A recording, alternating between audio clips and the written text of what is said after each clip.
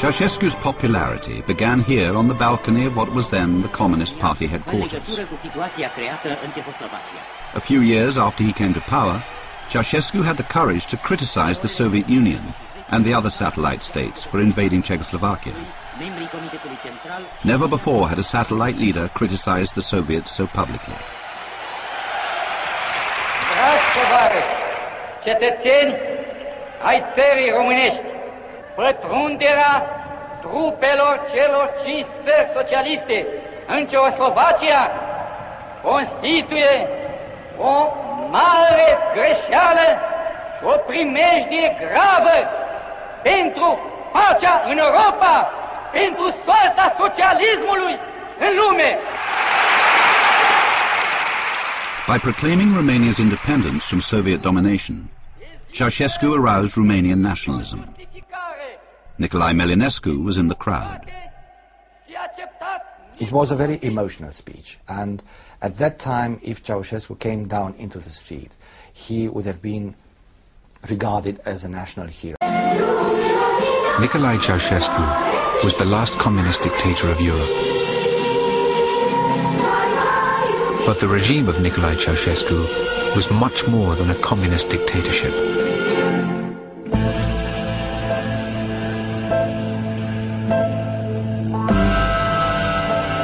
In the center of the Romanian capital stands the largest palace in the world. It looks like a glittering monument from an ancient kingdom. It is less than 20 years old.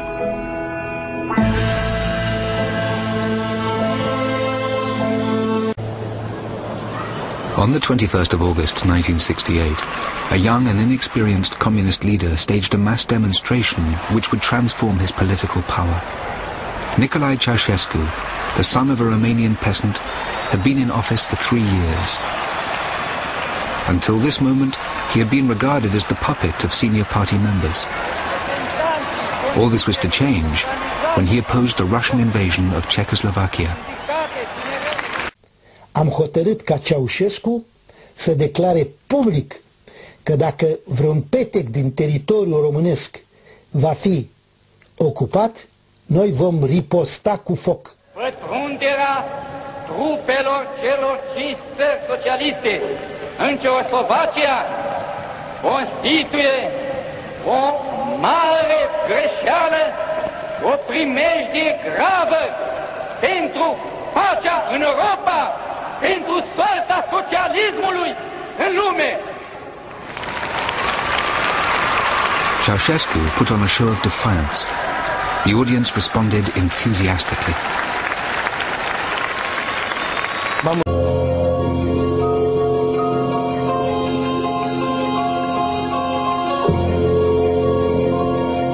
Ceausescu's opposition to Moscow launched him onto the world stage.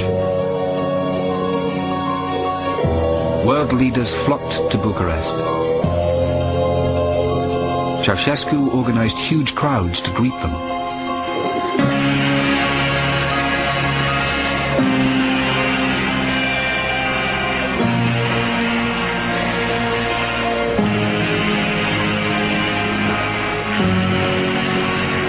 It was an amazing show, but it was also more than a show. For the first time, a Romanian leader had become an international statesman. Thanks to his position between East and West, Ceausescu helped lay the groundwork for the Middle East peace settlement. The world was his friend. At home, he inspired a new national pride. Ceausescu a dat românilor conștiința că nu mai sunt o colonie sovietică, că nu mai sunt un popor de sclavi ai Moscovei și că nu mai sunt nimeni pe lume. He believed he was following in the footsteps of the medieval kings who liberated Romania from foreign armies. Ceausescu reprezintă această nație și această țară și că o reprezintă cu demnitate și cu cinste și că nu o lasă să fie încălcată, cum am fost încălcați de hoarde de turci, hoarde de ruși, hoarde de habsburgici, hoarde germani. Support came from many people who were not communists. nationalist intellectuals enthusiastically endorsed the new leader. The messenger of our values and the global aspirations for a better and just world. His name is Nicolae Ceausescu.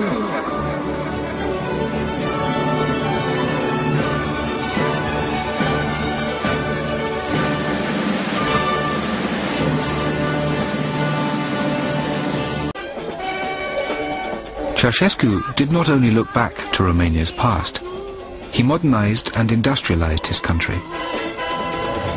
Ceausescu invested in big new factories, and the amateur bands of the production lines celebrated.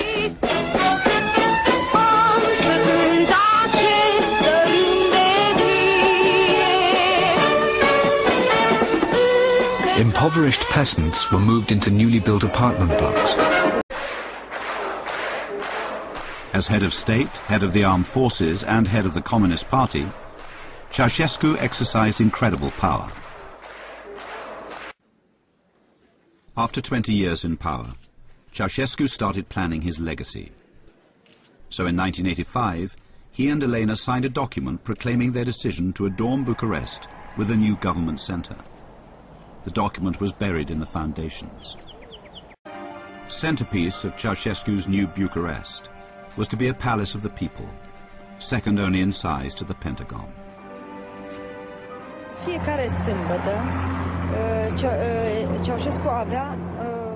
Ceausescu inspected his building sites every Saturday morning.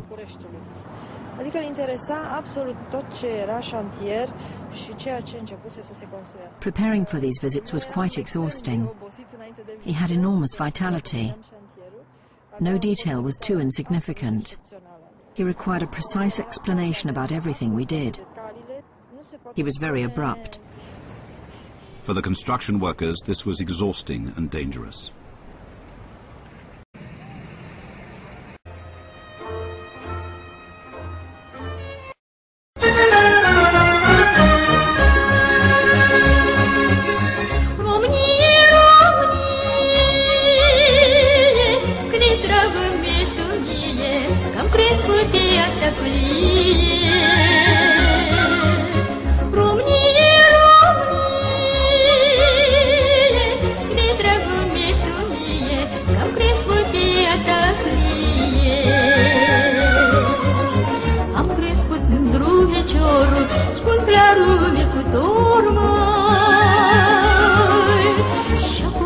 Fiecare, păi-și cea mai mândră floare.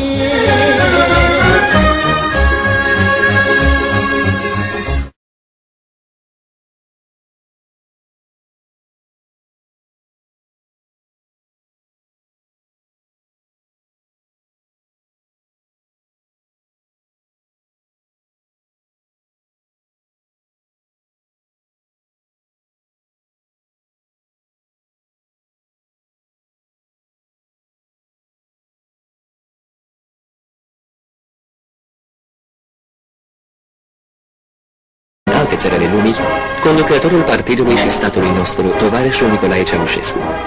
Patriot și revoluționar înflăcărat, eminentă personalitate a mișcării comuniste și muncitorești, a vieții internaționale.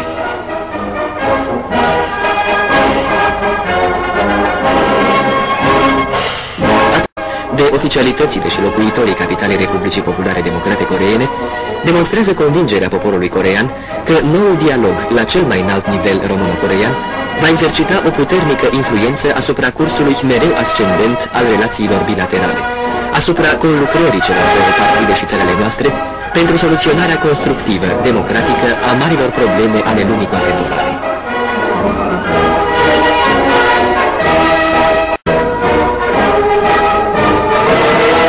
În această ambianță plină de afecțiune față de solii poporului român prieten, coloana oficială de mașini părăsește aeroportul Sun-An, îndreptându-se spre capitala Republicii Populare Democrate Coreene.